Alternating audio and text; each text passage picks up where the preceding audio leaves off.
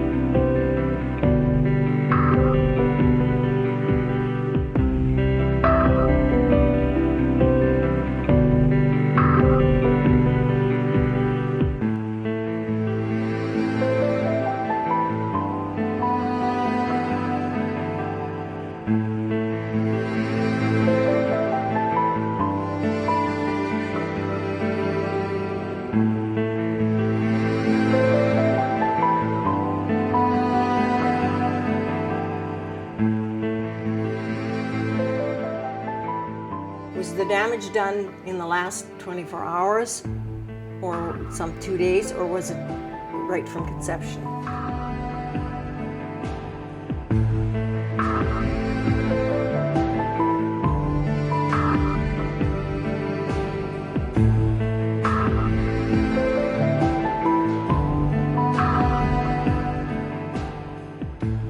Yeah, and then I had been up since 5:45 or 6 o'clock San Rafael time, which is, it's about a 2-hour difference. And yeah, Callum just woke up. He had a 14-hour sleep. So our first flight, or our flight was pretty long, just more mentally wearing than anything, in the sense that there were some kids screaming, and so that caused Callum to scream, and he was pretty upset. Really, when we knew something was really different, was when we'd come home. He wasn't gaining weight. We went back to the hospital, and then he had pneumonia and such, and then they were giving him needles to, because they had to give him an IV and such, and he wasn't crying when they were giving him needles. So obviously something was majorly wrong, and the nurses were concerned. Was he just quiet, or was he severely behind? They can't tell at that stage. They did know he had hypotonia, but they didn't know how severe at 1 month.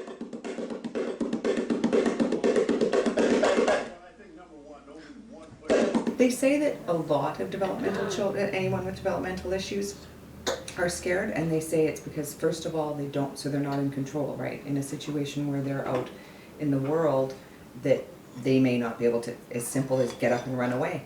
They can't simply, as simple as push you away.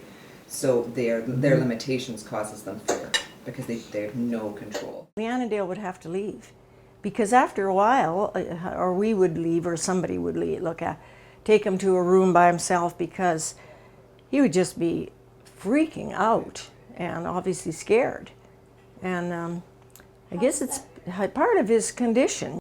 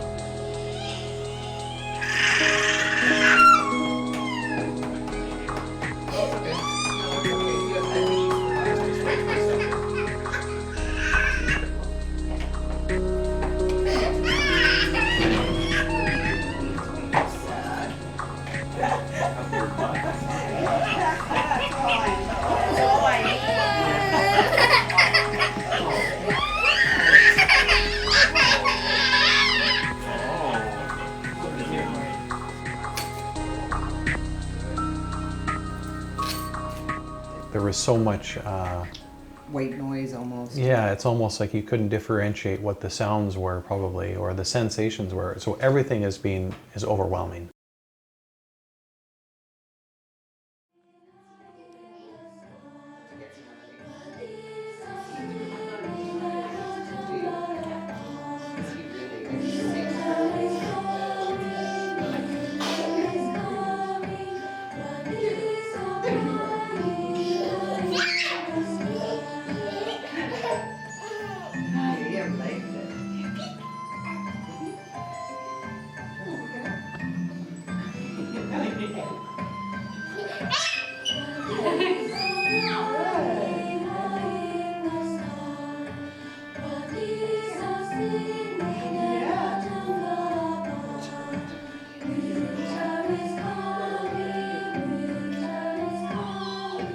What's the age difference between Josiah? How old is Josiah? He's 9 months.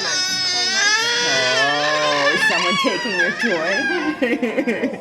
It happens. You're done too. And this is also, thank you. What do you say?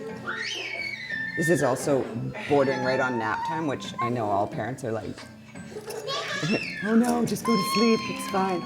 Like he'll probably be in the car, like be asleep before we get 3 blocks. Farewell now, farewell to all our friends. Farewell now, farewell till we meet again. Done. I know, you're done. I know, buddy. It's all over. He's like, get me out of here.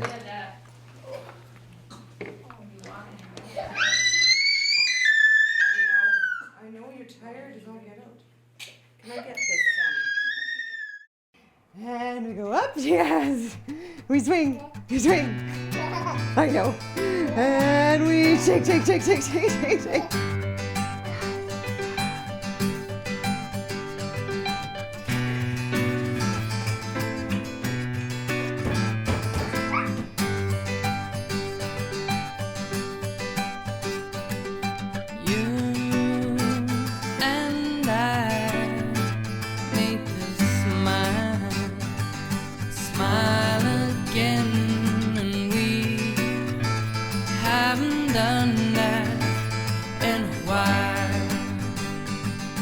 Lonely friend, when you can go and dance night away, or you can laugh in my face.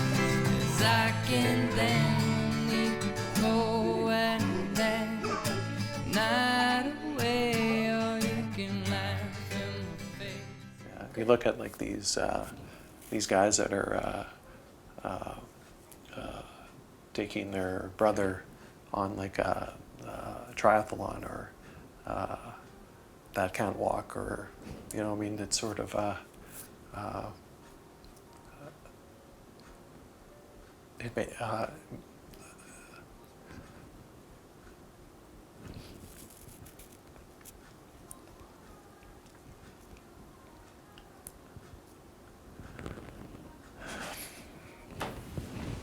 makes sense to me. Would you do that? Anything is, I don't put restrictions on myself. So, So you would? yeah, I don't see why not. What's making you react this way right now? I think,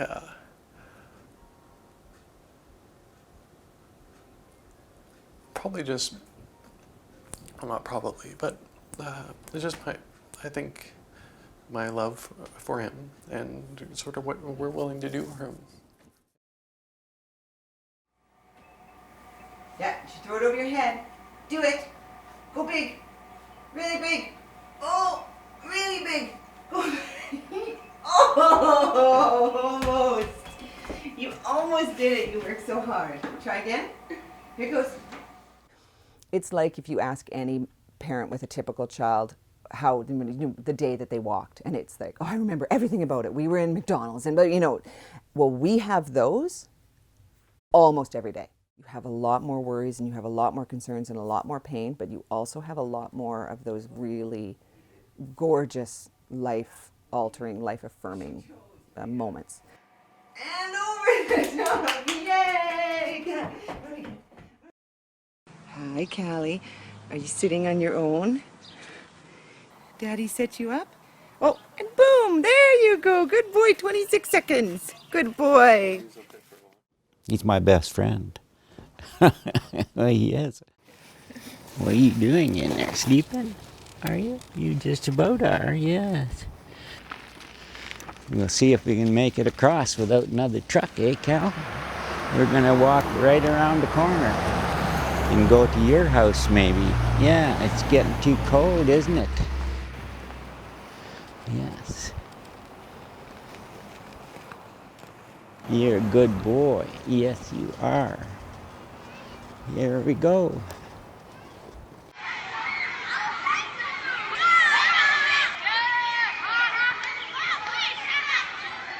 I'm waiting for him to be able to walk with me and play with me and do all the things that most kids his age does. We had Mother's Day, second Mother's Day announcement, yes. But then you pushed the button and you turned it off, yes. He is everything. He is my happy, he is my fun, he's like this little me, for lack of a better word.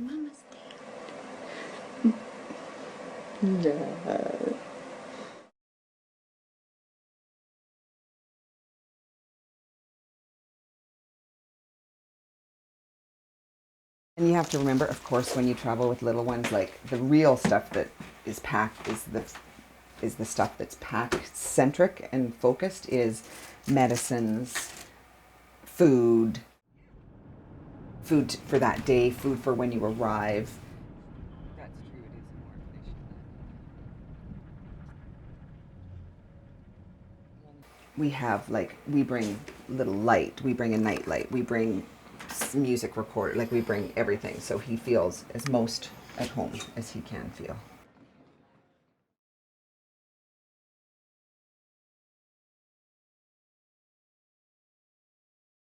And here's the driveway that we're leading up to our leaving the place. Leaving our house. You always have to make sure you stay back enough for the gate. Yeah. Who's there? It's the Callywaggers. Okay, buddy. Say bye. Bye. Bye-bye.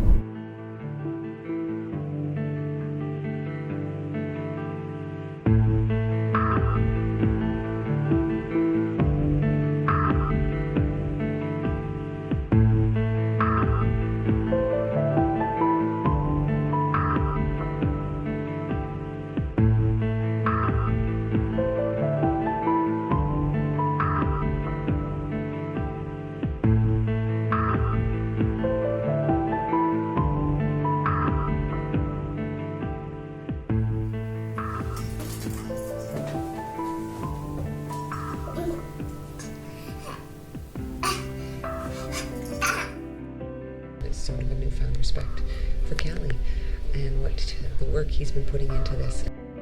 It was really, really eye-opening in terms of what Callum has been feeling or could be feeling from any of this.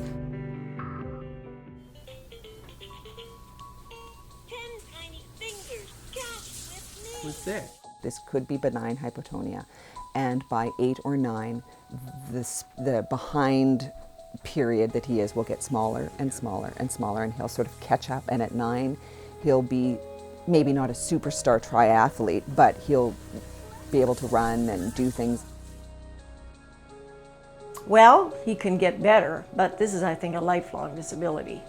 Unless there's some miracle of science that we're not aware of this right now, he has hypotonia. And that isn't going to, all of a sudden one day he's going to wake up and his brain and his functioning is going to be all normal. We've nowhere near written it off, because we also know the other option is that he'll have special needs issues his whole life.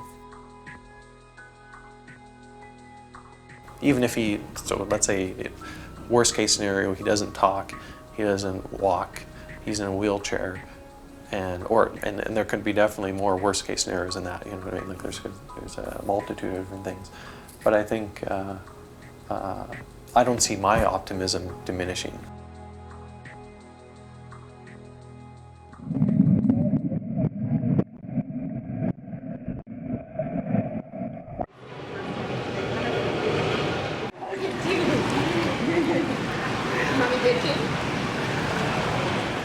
When we first got back, he was like rolling like crazy and doing a whole bunch of things. Like when I say we put him down in the bed for the first time, just while we were getting dressed, we always just plunk him down and he doesn't do anything. This time he rolled 4 rolls, and the last 4, by the time we got there, he was like half off the edge. And then I just felt like in the last couple weeks, it had just slowed down. I don't know why, I just felt like I put him down and he rolled once. I'm just going to say it, whether I'm right, wrong, or indifferent, I feel a little bit like if we're not right back in therapy or we're not continuing therapy intensely, that he sort of regresses. He's a lot calmer, a lot happier, it's lots of times at the beginning they say sometimes very subtle things. More social, more calm, more play, more graceful. He has to be in the world. He can't be in our house with just me and Daddy for the rest of his life. Should I put Just him take him in the spare room and I'll go with in the him. spare room? Yeah. Okay. In Callywag's room. Okay. You're gulping down here. He You're saw his bottle, and then of course he curtains and There you okay, now here lay beside you. Yeah. I'll get a little, just pass me that blue and glove. go. This blue blanket? Yeah, Yeah. and I'll just, Yeah, I see in a few minutes, okay? You have a nice sleep. Well, it's going wrong. Yeah, you go, oh, I almost fell. Can't pull yourself away. Here you go, you can have it. Good boy. We have differing thoughts on different things, but we somehow come to be on the same wavelength on coming to decisions and such. We'll go up against each other and try to, because we want what's best for him. Certain parts of our life has taken a back seat because of Callum, and we've discussed recently as he's been aging now that it's now time to put again a little focus on us, a little less on just Callie. Yeah, does that make Mommy crazy? Oh, look how straight your feet and legs are. Oh, hi. You're so tall. I completely understand that the fact that we're okay with the way Callum is right now is partially because he's still a baby. You know, I have my moments where I'll cry for like 15 seconds. Like literally 15 seconds I'll just cry, and then you just stop because there's nothing you can do about it. That if Callum doesn't get through this, whatever that means, and if he becomes an adult that needs help, we're just going to presume that and start making plans for that. The focus has been more just on getting him to this point and to try and get maybe a better diagnosis as to what could be going on. And I've only been thinking more of like the 5-year plan, not the 10 to 15-year plan. So financially, we're trying to provide some type of future for him. It'll be much harder as he ages. It'll get harder, I think, within every year.